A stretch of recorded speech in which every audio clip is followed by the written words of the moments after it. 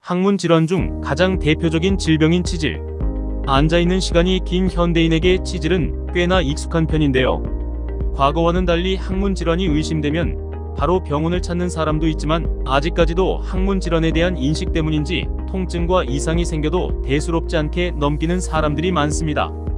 치질은 본래 항문 질환을 통틀어 아우르는 말이지만, 대부분 사람들은 치액을 치질로 알고 있는 경우가 많은데요.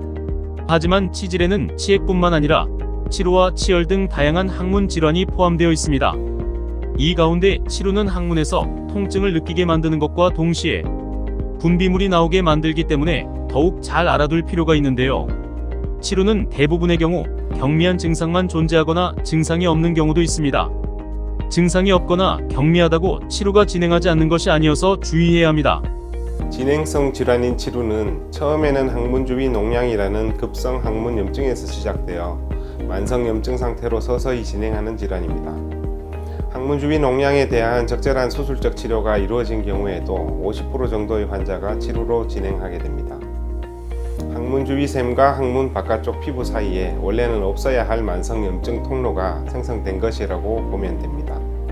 그 치루기를 통해 고약한 분비물이 흘러나오기도 하는데, 치루는 방치하는 기간만큼 악화되는 특징을 가지고 있습니다. 만성 치루의 첫 번째 문제는 만성적으로 염증이 반복되면서 점점 복잡한 형태의 치루로 진화하는 것이 문제이고, 두 번째 문제는 장기간 방치된 치루의 경우 항문에 발생하는 암의 형태로 전환될 수 있다는 게 문제입니다. 치루는 진단이 확실시되면 수술적 치료가 원칙적으로 이루어져야 하는데요.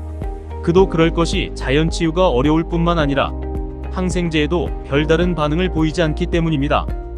염증이 심각해지면 고위 복잡 치료가 되는 것은 물론 항문암으로도 이어질 수 있으므로 가능한 빨리 수술적 치료를 통해 근본적인 원인 개선을 진행하는 것이 바람직합니다. 치루는 수술적 치료가 기본적으로 적용되어야 하기 때문에 정확한 진단이 우선시되어야 합니다.